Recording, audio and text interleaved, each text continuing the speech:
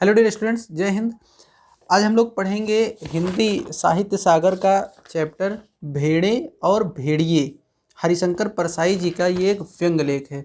हरिशंकर परसाई जी अपने व्यंग लेखन के लिए जाने जाते हैं।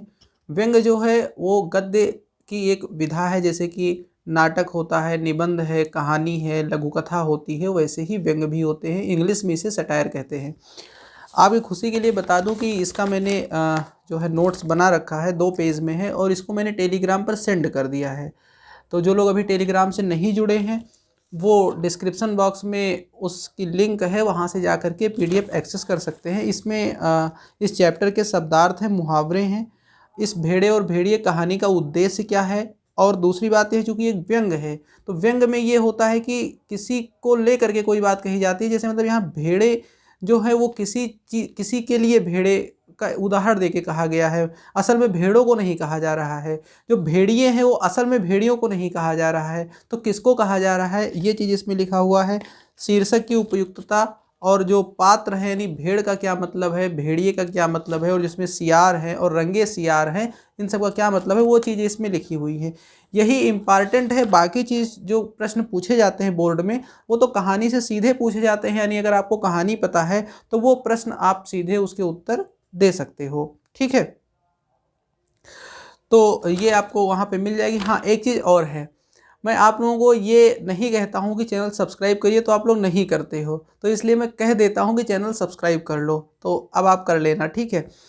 तो बोर्ड में लेखक के बारे में कुछ नहीं पूछा जाता है, लेकिन लेखक के बारे में जानना जरूरी है। तो आप खुद से हरिशंकर परसाई जी के बारे में ज़रूर पढ़ना, और ये व्यंग पढ़ने के बाद में आपको और भी व्यंग, इनके लिखे व्यंग पढ़ने का मन करेगा। तो उसके लिए आप कमेंट बॉक्स में हमें बताना, या टेलीग्राम पे बताना, उसका चैट बॉक्स भी है उस चैनल के थ्रू। तो हमारे पास इनके व्यंग संग्रह की पूरी PDF है, तो वो हम आपको शेयर कर देंगे, ठीक है।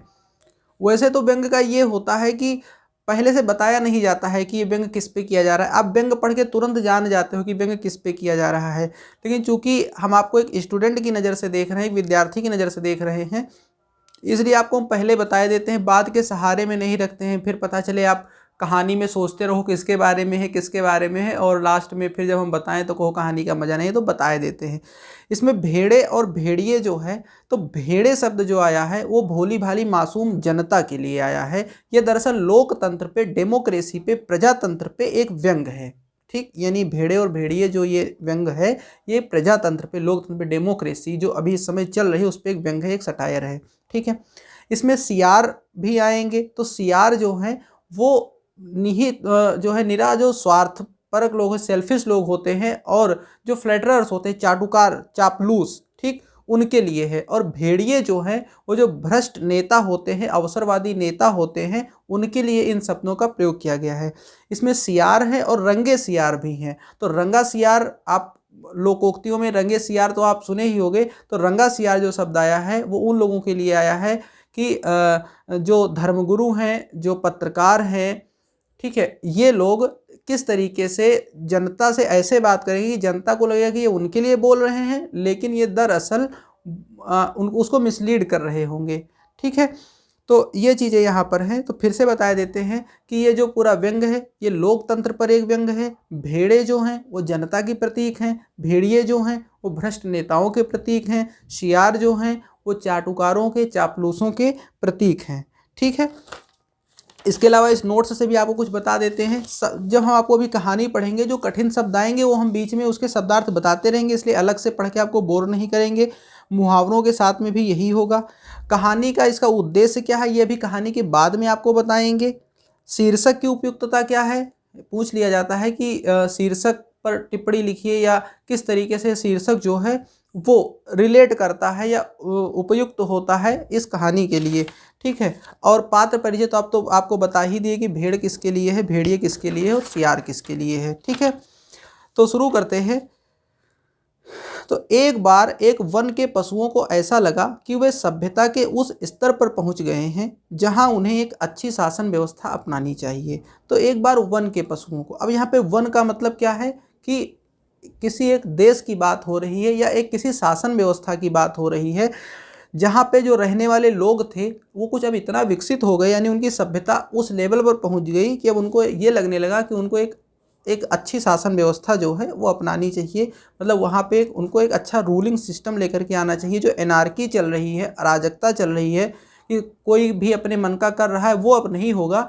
एक सरकार बनेगी जो कि लोकतंत्र की होगी, यानी of the people, by the people and for the people. लोग खुद मिलकर के लोगों के लिए, लोगों द्वारा एक गवर्नमेंट तैयार करेंगे जिसमें रूल्स बनेंगे, जिसमें सबकी सुनी जाएगी, ऐसी एक शासन व्यवस्था बनेगी। ठीक है। और एक मत से यह तय हो गया कि वन प्रदेश में प्रजातंत्र की स्थापना हो। मतलब जो शासन बनेगी तो शासन व्यवस्था कई तरीके की होती है। जैसे राजतंत्र पहले था जिसमें राजा होता था, सब उसकी प्रजा होती थी। ऐसे डेमोक्रेसी जो वर्तमान में ज़्यादातर जगह चल रही है वो डेमोक्रेसी होती है। इसके अलावा और भी चीज़ें होती हैं, जैसे डिक्टेटरशिप, हिटलर वाला टाइम, मुसोलिनी वाला टाइम, ये सब तो डिक्टेटरशिप, तानाशाही व्यवस्था हो गई। ठीक है। इसके अलावा और भी होती है, कुलीन तंत्र होता है। ठीक है।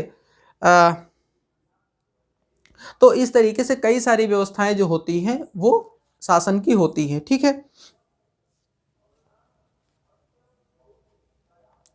हाँ, तो पशु समाज में इस क्रांतिकारी परिवर्तन से हर्ष की लहर दौड़ गई। क्रांतिकारी आप समझ ही रहे हो। ठीक, मतलब एक आमूलचूल परिवर्तन हो जाने वाला है कि जहाँ एक एनार्की चल रही है वहाँ पे अब एक डेमोक्रेसी आ जाएगी, सब कुछ बदल जाएगा। इसीलिए इसको क्रांतिकारी कहा गया। परिवर्तन माने समझ रहे हो, उस चेंज से हर्ष की लहर दौड़ गई, मतलब खुशी की लहर दौड़ गई कि सुख समृद्धि और सुरक्षा का स्वर्ण युग अब आएगा। मतलब अब एक गोल्डन पीरियड आएगा जब सबके लिए सुख होगा, सबको सुरक्षा मिलेगी, क्योंकि अब हमारी अपनी सरकार बनने वाली है, नहीं हमारी बातें भी सुनी जाएगी। तो एक खुशी की लहर क्या हुई, दौड़ गई। जिस वन प्रदेश में हमारी कहानी ने चरण धरे हैं, ये लेखक खुद कह रहा है कि मतलब हमारी कहानी, मैंने जिस शुरू में जिस वन की बात हो रही है, जिस वन प्रदेश की जहाँ से कहानी शुरू हुई है, उसमें लोग कौन कौन थे, तो कह रहा है उसमें भेड़ें बहुत थीं। यानी अब भेड़े किसका पर्याय है, आप समझ रहे हो। अब फिर नहीं बताएंगे, शुरुआत में बता दी है, अब अभी आपको खुद पता, अगर भूल गए होगे तो और अच्छी बात है, अभी आपको अंत में खुद ही पता चल जाएगा किसकी बात हो रही है। तो उसमें भेड़ें बहुत थी। अच्छा, भेड़ें कैसी थी, निहायत नेक, मतलब बहुत जेंटल, अच्छी, निहायत मतलब बहुत ज़्यादा अच्छी, ईमानदार, ऑनेस्ट, कोमल, विनयी, मतलब विनयी मतलब होता है क्या, विनयशील। ठीक, क्या बोलेंगे उसको, काफ़ी ज़्यादा विनम्र। ठीक, विनयी, दयालु, निर्दोष पशु, जो घास तक को फूंक फूंक कर खाता है। मतलब भेड़ें कैसी होती हैं, भेड़ें किसी की हिंसा नहीं करती, घास खाली खाती हैं, उनको किसी से कोई मतलब नहीं रहता, काफ़ी ईमानदार, नेक, दयालु ये सब रहती हैं। ठीक, जैसे कि जनता रहती है। भेड़ों ने सोचा कि अब हमारा भय दूर हो जाएगा। भेड़ों को कोई भी मार के खा जाता है, भेड़िए, तो उनको लगा अब उनका डर दूर हो जाएगा। अब हम अपने प्रतिनिधियों से कानून बनवाएंगे, क्योंकि अगर डेमोक्रेसी आ जाएगी तो भेड़ें अपने में से ही भेड़ों को चुनेंगी जो कि उनके दुख दर्द को समझेंगी और उनके हित में कानून यानी लॉज बनाएंगी कि कोई जीवधारी किसी को ना सताए और ना मारे, सब जिए और जीने दें।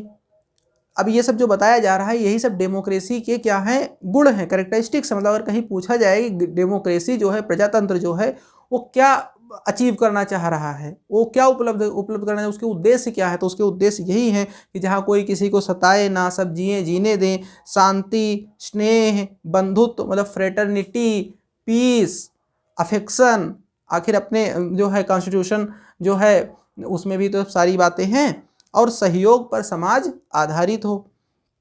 इधर भेड़ियों ने सोचा कि अब हमारा संकट काल आया। ठीक, यानी वो लोग जो एक एनार्की फैला के रखे हुए थे, कुछ लोग जो एक तरीके से ऐसी व्यवस्था बना के रखे थे कि अपना अपना सब कर रहे थे, यानी जो नेता लोग थे भेड़िए जिनके लिए आया है, उन्होंने सोचा कि अब तो उनके लिए संकट काल आ गया। भेड़ों की संख्या इतनी अधिक है कि पंचायत में उनका ही बहुमत होगा। लोकतंत्र मतलब लोगों द्वारा चुनी गई सरकार, जिसके ज़्यादा वोट होंगे। तो यानी अब इनकी संख्या भेड़ियों की तो कम है, भेड़ों की ज़्यादा है, यानी भेड़ें बहुतायत में हैं, उनकी सरकार बन जाएगी, उनका बहुमत होगा, उनके पास ज़्यादा वोट होंगे, मेजॉरिटी होगी। और अगर उन्होंने कानून बना दिया कि कोई पशु किसी को ना मारे तो हम खाएंगे क्या, क्या हमें घास चरना सीखना पड़ेगा, ये भेड़ियों में ये समस्या होने लगी।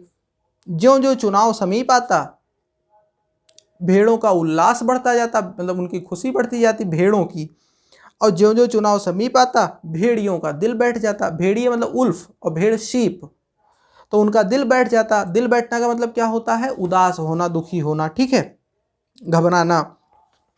एक दिन बूढ़े सियार ने भेड़िए से कहा, देखो बूढ़ा बूढ़ा सियार आ गया यहाँ पे, चापलूस फ्लैटरर जो होते हैं। मालिक, आजकल आप बड़े उदास रहते हैं। हर भेड़िए के आसपास 2-4 सियार रहते ही हैं, ये लेखक स्पष्ट कर रहा है। मतलब हर नेता के पास 2-4 चापलूस रहते हैं। जब भेड़िया अपना शिकार खा लेता है तब ये सियार हड्डियों में लगे मांस को कुतर कर खाते हैं और हड्डियां चूसते हैं। मतलब ठीक वैसे ही जैसे भेड़िए के द्वारा छोड़े गए मांस वगैरह को सियार लोग खाते हैं, ऐसे ही नेता जब अपना फ़ायदा निकाल लेते हैं तो उसमें जो कुछ भी बचता है वो सारा फ़ायदा फिर उन चापलूसों को मिल जाता है। इसीलिए चापलूस साथ में लगे रहते हैं। ये भेड़िए आसपास दुम हिलाते चलते हैं। दुम हिलाना का मतलब यही है, खुशामदीद करना, चापलूसी करना। उसकी सेवा करते हैं और मौके बेमौके हुआ हुआ चिल्लाकर उनकी जय बोलते हैं। मतलब मौके बेमौके, जैसे इधर जयकारा लगा करके, भैयम भैया करके, वैसे वो लोग हुआ करके, ठीक, किसी तरह धक्का मुक्की करके और एक सेल्फी ले लेंगे और फिर बताएंगे नेताजी के साथ बिताए हुए हसीन पल या हसीन लम्हे, है ना। तो बूढ़े सियार ने बड़ी गंभीरता से पूछा, महाराज, आपके मुख चंद्र पर चिंता के मेघ क्यों छाए हैं? बढ़िया हिंदी है कि आपके मुख चंद्र पर, मतलब मुख चंद्र मतलब आपका चमकता हुआ चेहरा होना चाहिए, उस पर चिंता के बादल क्यों हैं? मेघ माने बादल, मतलब चिंता क्यों है आपके चेहरे पे? चेहरा आपका म्लान है, मतलब चमक नहीं रहा है, मुरझाया हुआ है। खैर, भेड़िए ने कहा, तुझे क्या मालूम नहीं है कि वन प्रदेश में नई सरकार बनने वाली है? हमारा राज तो अब गया। भेड़िए ने कहा, अब तो यहाँ नई सरकार बनेगी, हमारा तो राज गया। तो सियार ने दांत निपोर कर कहा, हम क्या जाने महाराज। दांत निपोर मतलब एक तरीके से ऐसे दांत निपोर के बोलना, मतलब काफ़ी विनम्र होकर के बोलना, है ना। तो दांत निपोर करके बोला, मतलब हल्का खिसियाहट के साथ में, ठीक है, मतलब दीनतापूर्वक कहना कि हम क्या जाने महाराज, हमारे तो आप ही माई बाप हैं, मतलब हमारे सब कुछ तो आप ही हैं, हमारा सब कुछ आप ही से तो चलता है, हम तो कोई और सरकार नहीं जानते, हमारे सरकार आप ही हैं, आपका दिया खाते हैं और आपके गुण गाते हैं। भेड़िए ने कहा, मगर अब समय ऐसा आ रहा है कि सूखी हड्डियां भी चबाने को नहीं मिलेंगी। सियार सब जानता था, ऐसा तो था नहीं कि भाई जंगल का मामला है, सियार चापलूस लोग कैसे नहीं जाने क्या चल रहा, जानता सब था। मगर जानकर भी ना जानने का नाटक करना ना आता तो सियार शेर ना हो गया होता। मतलब अगर वो इतनी चीज़ें, अगर उसको इस तरीके से, शेर का मतलब यहाँ पे क्या, खुददार आदमी। शेर का मतलब क्या है, खुददार आदमी, चापलूसी नहीं करता है, अपने बल पर शिकार करता है, अपने बल पर खाता है, मक्कारी नहीं करता है शेर। तो लेकिन अगर वो सियार ऐसा करता तो शेर ना होता, उसे तो ये सब करना आता है ना, तो जान करके भी नाटक करना आता था उसको। अगर ऐसा ना आता तो शेर हो गया होता, तो उसने नाटक कर रहा था कि जैसे उसको कुछ पता नहीं है। आखिर भेड़िए ने वन प्रदेश की पंचायत के चुनाव की बात बूढ़े सियार को समझाई। तो जब उसने ये दिखा दिया सियार ने कि उसको नहीं पता है, तो भेड़िए ने वो सारी बात बताई कि पंचायत के चुनाव किस तरीके से होने वाले हैं, ठीक है। पंचायत वही जो रूरल गवर्नमेंट आप लोग 9th में पढ़ के आए हो। और बड़े गिरे मन से कहा, गिरे मन माने उदास मन से कहा, चुनाव अब पास आता जा रहा है, अब यहाँ से भागने के सिवा कोई चारा नहीं, पर जाए भी कहाँ। कि अब चुनाव आ रहा है, अब तो हमको यहाँ से भागना पड़ेगा, लेकिन जाएंगे कहाँ। सियार ने कहा, मालिक, सर्कस में भर्ती हो जाइए, वहाँ तो खाना पीना मिल जाएगा। तो भेड़िए ने कहा, अरे वहाँ भी शेर और रीछ को तो ले लेते हैं, पर हम इतने बदनाम हैं कि हमें वहाँ भी कोई नहीं पूछता। तो सर्कस में शेर को ले लेते हैं लोग, भालुओं को ले लेते हैं, लेकिन भेड़ियों को नहीं लेते क्योंकि ये ज़्यादा बदनाम है। तो सियार ने खूब सोच कर कहा, तो अजायब घर में चले जाइए, मतलब म्यूजियम में चले जाइए। तो भेड़िए ने कहा, अरे वहाँ भी जगह नहीं है, सुना है वहाँ तो आदमी रखे जाने लगे हैं, म्यूजियम में आदमी रखे जाने लगे हैं, वहाँ अब जानवर नहीं है, वहाँ हम कैसे चले जाएं। तो बूढ़ा सियार अब ध्यान मग्न हो गया, मतलब वो कुछ सोचने लगा। उसने एक आंख बंद करी और नीचे के होंठ को ऊपर के दांत से दबाया, मतलब ऐसे, ठीक, और एक टक आकाश की तरफ देखने लगा। मतलब एक बार मैंने सारे को ऐसे करके, मतलब ऐसे आदमी सोचता है ना, तो ये चीज़ करने लगा। फिर बोला, बस अब समझ में आ गया मालिक, अगर पंचायत में आप भेड़िया जाति का बहुमत हो जाए तो, अगर भेड़ियों का बहुमत हो जाए तो आपकी सरकार बन जाएगी। भेड़िया चिढ़कर बोला, कहाँ की आसमानी बातें करता है, you are talking in the utopia. अरे हमारी जाति कुल 10% है, बाकी तो सब भेड़े और अन्य छोटे पशु 90%, मतलब 10% हमें 90% वो सब हैं, तो भला वो हमें काहे को चुनेंगे, क्यों हमारी बहुमत हो जाएगी। अरे कहीं ज़िंदगी अपने को मौत के हाथ सौंप सकती है। भाई वो लोग जो जान रहे हैं कि उनके हत्यारे हम ही हैं, तो हमको क्यों चुन लेंगे। मगर हाँ, ऐसा हो सकता तो क्या बात थी, लेकिन अगर हो जाता तो बढ़िया था। बूढ़ा सियार बोला, आप खिन्न मत होइए सरकार। खिन्न माने उदास या परेशान, बेचैन ना होइए। एक दिन का समय दीजिए, कल तक कोई योजना बन जाएगी, हम प्लान बना लेंगे। मगर एक बात है, आपको मेरे कहे के अनुसार कार्य करना पड़ेगा। काम आपको मेरे हिसाब से करना पड़ेगा, बात बन जाएगी। तो मुसीबत में फंसे भेड़िए ने आखिर सियार को अपना गुरु माना और आज्ञा पालन की शपथ ले ली। मतलब आई विल ओबे यू, शपथ कसम खा ली कि बात तुम्हारी मानेंगे, क्योंकि मरता ना तो करता क्या, करता ही क्या।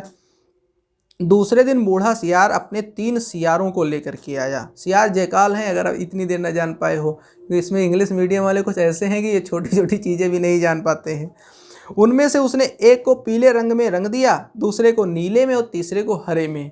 पीले, नीले और हरे रंग में रंग करके 3 और सियार अपने साथ में ले आया। भेड़िए ने देखा और पूछा, अरे ये कौन है। बूढ़ा सियार बोला, ये भी सियार हैं सरकार, मगर रंगे सियार हैं।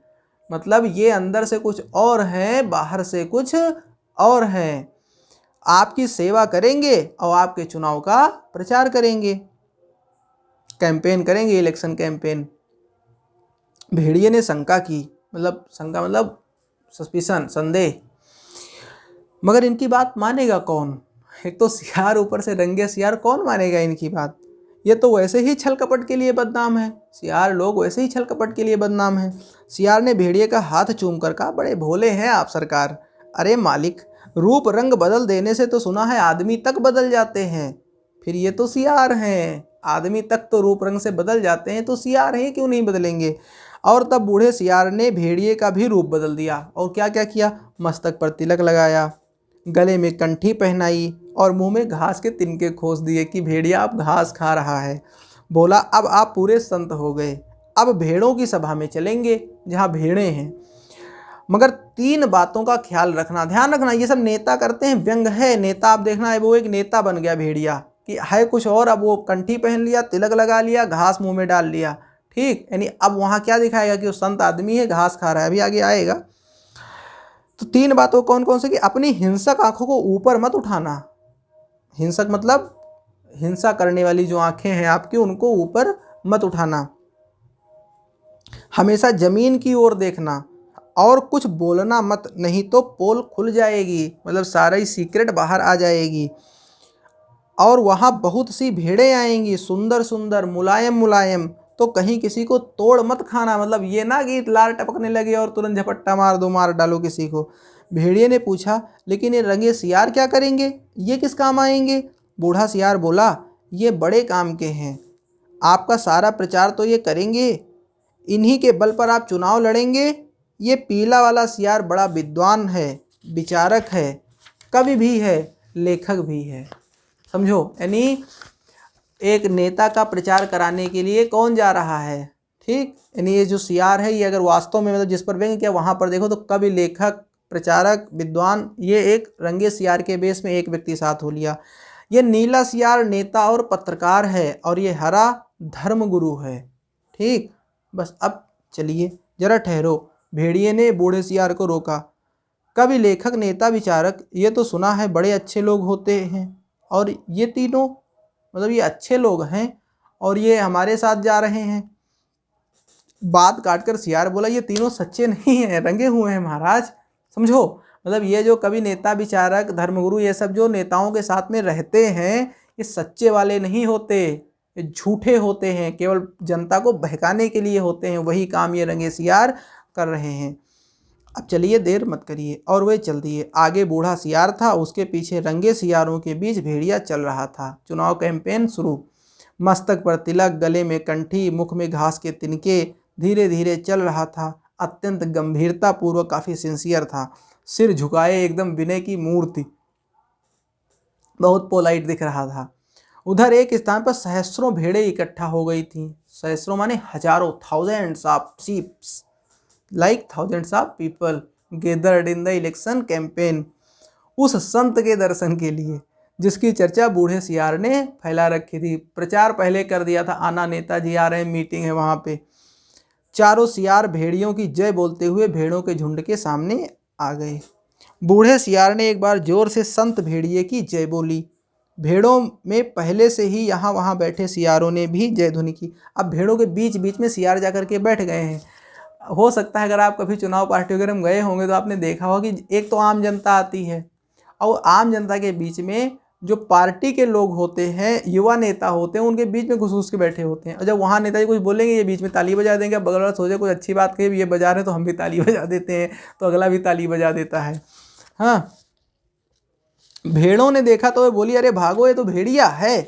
तुरंत बूढ़े सियार ने उन्हें रोककर कहा, भाइयों बहनों, अब भय मत करो, भेड़िया राजा संत हो गए हैं।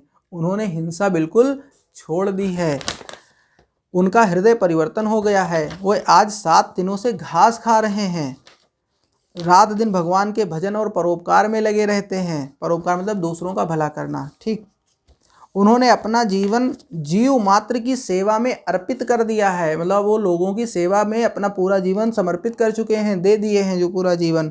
अब वो किसी का दिल नहीं दुखाते, किसी का रोम तक नहीं छूते, किसी के मतलब रोम तक नहीं छूते। रोम रोए ये होते हैं ना, तो रोम तक नहीं छूते, मतलब किसी को वो हल्का सा भी परेशान नहीं करते हैं। भेड़ों से उन्हें विशेष प्रेम है। इस जाति ने जो कष्ट सहे हैं उनको याद करके कभी कभी भेड़िया संत की आंखों में आंसू तक आ जाते हैं। उनकी अपनी भेड़िया जाति ने जो अत्याचार आप पर किए हैं, मतलब इन्होंने नहीं किए, इन जो भेड़ संत महाराज हैं, इनकी जाति ने किए हैं तुम्हारे ऊपर, उसके कारण भेड़िया संत का माथा लज्जा से झुका हुआ है। वहाँ कहा था ना सर उठाना मत, तो वो सर झुकाए हैं, तो कहनो लज्जा से झुका हुआ है। लज्जा माने शर्म से। परंतु अब वे शेष जीवन आपकी सेवा में लगाकर अपने तमाम पापों का प्रायश्चित करेंगे, ठीक। He will regret of his sins done with you, जो भी पाप उन्होंने तुम्हारे साथ उनकी जाति ने किया उसका प्रायश्चित ये करेंगे, वो रिग्रेट करेंगे इसका। आज सवेरे की ही बात है, एक मासूम भेड़ के बच्चे के पाँव में कांटा लग गया, ठीक। झूठ बोलना शुरू किया तो भेड़िया संत ने उसे दांतों से निकाला, दांतों से। पर जब वह बेचारा कष्ट से चल बसा, मतलब मर गया, मतलब नहीं जी पाया, तो भेड़िया संत ने सम्मान पूर्वक उसकी अंत्येष्टि क्रिया की। ये भी नहीं कि खा गए ना, उसकी अंत्येष्टि क्रिया की बाकायदा, मतलब उसको दफनाया, क्रिमेटोरियम लेकर के गए। अब तो वे सर्वस्व त्याग चुके हैं, मतलब सब कुछ त्याग दिए हैं, संत हो गए हैं। अब आप उनसे भय मत करें, अब मत डरिए, आप उन्हें अपना भाई समझें। सब मिलकर बोलो संत भेड़िया की जय। भेड़िया जी अभी तक उसी तरह गर्दन डाले बिने की मूर्ति बने बैठे थे, मतलब एकदम पोलाइट अभी बैठे हैं, एकदम जैसे कोई पोलाइट मूर्ति, कोई आइडल रखी हो।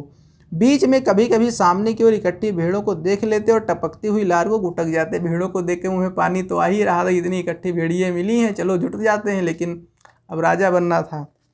भेड़िया जी हाँ, बूढ़ा सियार फिर बोला, भाइयों और बहनों, मैं भेड़िया संत से अपने मुखारविंद से, मतलब मुख से, मुखारविंद माने सुंदर मुख से आपको प्रेम और दया का संदेश देने की प्रार्थना करूँगा। पर प्रेम वश उनका हृदय भर आया है, लेकिन प्रेम से उनका हृदय भर आया है, मतलब वो काफ़ी ज़्यादा प्रेम विह्वल हो गए हैं, वो बोल नहीं पाएंगे। और भावातिरेक से, भावातिरेक मतलब भावों की अधिकता से इतना इमोशन से भर गए हैं वो कि उनका कंठ अवरुद्ध हो गया, उनका गला रूंध गया है, वो बोल नहीं पाएंगे, वो बोल नहीं सकते।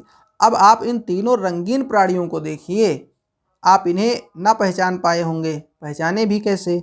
ये इस लोक के जीव तो हैं नहीं, ये संसार के हैं ही नहीं, मैं हूँ ही नहीं इस दुनिया की। ये तो स्वर्ग के देवता हैं, ठीक, इनकारनेशन है, इनकारनेशन फ्रॉम हेवन, जो हमें सदुपदेश देने के लिए पृथ्वी पर उतरे हैं, अच्छी अच्छी बातें बताने के लिए, अच्छे उपदेश देने के लिए पृथ्वी पर आए हैं। ये पीले रंग के जो हैं ये विचारक हैं, थिंकर हैं, कवि हैं, पोएट, लेखक हैं, राइटर हैं। नीले वाले नेता हैं और स्वर्ग के पत्रकार हैं, ठीक। और हरे वाले धर्मगुरु हैं, ठीक, रिलीजियस गुरु। अब कविराज आपको स्वर्ग संगीत सुनाएंगे। हाँ कवि जी सुनाइए। तो मेक जोक वाला नहीं, क्या है, आगे कविता पढ़ी जा रही, पीछे ताश खेली जा रही, चलो हमें नहीं याद है, तुम लोग जानते हो, पक्का जानते हो, कमेंट में लिखेगा, मुझे पता है। पीले सियार को हुआ हुआ के सिवा कुछ तो आता है। भाई सियार क्या हुआ हुआ बोलते हैं, मतलब चाटुकार लोग भी जो होते हैं वो अपनी ही भाषा बोलते हैं, उनको कुछ पता थोड़ी होता है। तो हुआ हुआ चिल्ला दिया। शेष सियार भी हुआ हुआ बोल पड़े। बूढ़े सियार ने आंख के इशारे से शेष सियारों को मना किया और चतुराई से बात को यूं कहकर संभाल लिया, भाई कवि जी तो कोरस में गीत गाते हैं, मतलब समूह में गाते हैं मिलजुल करके सबके साथ में, पर कुछ समझे आप लोग, कैसे समझ सकते हैं? अरे कवि की बात सबकी समझ में आ जाए तो कवि काहे का, मतलब कुछ मतलब अगर समझ में ही आ जाए तो काहेगा कवि, वो कुछ हिडन मीनिंग है उनके बातों में, हाँ, जो कि अभी वो समझाएंगे। कह रहे हैं कि मतलब अब वो हिडन मीनिंग बूढ़ा सियार बता रहा है, कह रहा है कि जैसे स्वर्ग में परमात्मा वैसे ही पृथ्वी पर भेड़िया। हे भेड़िया जी महान, आप सर्वत्र व्याप्त हैं, सब जगह आप हैं, ओमनी प्रेजेंट, सर्वशक्तिमान है, ओमनीपोटेंट। ठीक, प्रातः आपके मस्तक पर तिलक करती है, मतलब सुबह खुद, मतलब प्रकृति आपका श्रृंगार करती है, प्रातः जो है मॉर्निंग आपके मस्तक पर तिलक करती है, सांझ जो है, सांझ को उषा आपका मुख चूमती है, उषा शाम की जो लालरी होती है वो आपका मुख चूमती है, पवन आप पर पंखा करती है, मतलब हवा इसलिए खाली चलती है कि आपके लिए वो चलती है, और रात्रि में आपकी ही ज्योति लक्ष लक्ष खंड होकर, लक्ष्य माने लाखों खंड होकर, आपका ही जो प्रकाश निकलता है वो लाखों खंड होकर के तारों के रूप में आकाश में चमकता है। हे विराट, आपके चरणों में इस क्षुद्र मतलब छोटे जीव का प्रणाम है, मतलब एक वो डिवाइन कॉन्सेप्ट जो है ना, दैवीय सिद्धांत आपने पढ़ा होगा 9th में सल्तनत एज में, बलबन को पढ़ा होगा, ठीक है, अलाउद्दीन को पढ़ा होगा। इन लोगों ने डिवाइन थियरी रखी थी जिसमें उन्होंने बताया था कि जो किंग होता है वो एक एंजिल होता है गॉड का, ठीक, मतलब भगवान का भेजा हुआ होता है। तो यहाँ पे भी वो डिवाइन थियरी रखी गई।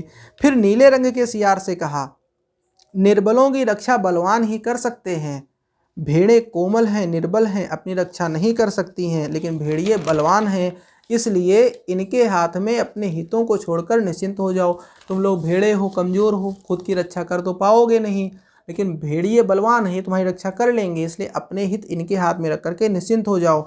वे भी तुम्हारे भाई हैं, आप एक ही जाति के हो, तुम भेड़ व भेड़िया जाति एक ही है, कितना कम अंतर है। और बेचारा भेड़िया व्यर्थ ही बदनाम कर दिया गया है कि वह भेड़ों को खाता है। अरे खाते और हैं, हड्डियां उनके द्वार पर फेंक आते हैं मतलब भेड़िए नहीं खाते हैं, कोई और खा जाता है और हड्डियां द्वार पे फेंक जाता है। नेता लोग ऐसे ही तो कहते हैं, खुद करेंगे, दूसरों पे ब्लेम लगाएंगे कि उन्होंने घोटाला किया है, उन्होंने किया है, और करेंगे अपना। ये व्यर्थ बदनाम होते हैं, यानी बेकार में बदनाम होते हैं। तुम लोग तो पंचायत में बोल भी नहीं पाओगे, भेड़िए बलवान होते हैं, यदि तुम पर कोई अन्याय होगा तो डट कर लड़ेंगे, इसलिए अपने हित की रक्षा के लिए भेड़ियों को चुनकर पंचायत में भेजो। बोलो संत भेड़िया की जय, कमेंट बॉक्स में लिख दो जय। फिर हरे रंग के धर्मगुरु ने उपदेश दिया, जो यहाँ त्याग करेगा, अब धर्मगुरु बोल रहे हैं, ठीक, जो यहाँ त्याग करेगा वो उस लोक में पाएगा, जो यहाँ दुख भोगेगा वो वहाँ सुख पाएगा, जो यहाँ राजा बनाएगा वो वहाँ राजा बनेगा, जो यहाँ वोट देगा वो वहाँ वोट पाएगा, मतलब भगवान के यहाँ करके जाओ कर्म का फल मिलेगा, इसलिए सब मिलकर भेड़ियों को वोट दो। अब देखो नेता के आसपास वाले जो धर्मगुरु होते हैं वो ऐसे ही धर्म ग्रंथों को उदाहरण सही वाला देंगे, मतलब वो जो धर्म ग्रंथ उठाएंगे उनको उदाहरण सही ही देंगे, गलत नहीं देंगे, लेकिन उसको ऐसी जगह से रिलेट करेंगे कि खोपड़ी घुमा देंगे। लिखा सब वास्तव में है कि यहाँ अच्छे कर्म करोगे तो उसका फल वहाँ मिलेगा, लेकिन वो कहेंगे यहाँ अगर वोट दोगे तो वहाँ वोट मिलेगा। वह दानी है, परोपकारी हैं, संत हैं, मतलब भेड़िए के बारे में कहा गया, मैं उनको प्रणाम करता हूँ, ये धर्मगुरु की वाणी है। तो ये एक भेड़िए की कथा नहीं है। अब लेखक कह रहा है कि ये एक भेड़िए की कथा नहीं है, ये सब भेड़ियों की कथा है। और भेड़िए किसके लिए कहा गया है? पिता के लिए। सब जगह इस प्रकार प्रचार हो गया और भेड़ों को विश्वास हो गया कि भेड़िए से बड़ा उनका कोई हितचिंतक और हित रक्षक नहीं है, मतलब उनके हित की अगर कोई बात करने वाला है तो भेड़िए ही हैं। और जब पंचायत का चुनाव हुआ तो भेड़ों ने अपनी हित रक्षा के लिए भेड़ियों को चुना और पंचायत में भेड़ों के हितों की रक्षा के लिए भेड़िए प्रतिनिधि बन गए, वो रिप्रेजेंटेटिव बन गए, चुनाव जीत गए, वो राजा बन गए। तो हर भेड़िए को, हाँ, और पंचायत में भेड़ियों ने भेड़ों की भलाई के लिए पहला कानून बनाया। तो जैसे नेता अपना बन जाते हैं, जैसे उनको पद मिल जाता है और फिर तुरंत वो अपने लाभ के लिए ही चीज़ें शुरू कर देते हैं। भेड़ियों ने भी वही किया। कौन सा कानून बनाया? हर भेड़िए को सवेरे नाश्ते के लिए भेड़ का एक मुलायम बच्चा दिया जाए। ठीक, मतलब एक भेड़ का मुलायम बच्चा जाए। अब नेताओं के रेफरेंस में लोगे तो मतलब वही चीज़ है कि मतलब वो हर कानून में जनता से ज़्यादा टैक्स ले लिया जाए, उनकी प्रॉपर्टी को जो है लेकर के कुछ ना कुछ उस पर ऐसा किया, मतलब हर तरह से जनता को परेशान किया जाए। वही चीज़ इनका दोपहर के भोजन में एक पूरी भेड़ तथा शाम को स्वास्थ्य के ख्याल से कम खाना चाहिए, इसलिए आधी भेड़ दी जाए। ठीक, तो ये है व्यंग हरिशंकर परसाई का। हमने आपको बताया, कैसा लगा हमारा एक्सप्लेनेशन कमेंट बॉक्स में आप ज़रूर बताइएगा। और भी चैप्टर जल्दी जल्दी आपके लिए हम लेकर के आ रहे हैं। चैनल को सब्सक्राइब करिए, चैनल को शेयर करिए। ठीक, कुछ दिन चैनल बंद रहा इसलिए चैनल की रीच थोड़ा कम है, तो थोड़ा हमें भी उत्साह कम मिल पा रहा है। चैनल की रीच बढ़ेगी तो फिर हम और तेज़ वीडियो लेकर के आएंगे और ये जिम्मेदारी हम आप पर सौंप के जा रहे हैं। थैंक यू एवरीवन, धन्यवाद, जय हिंद।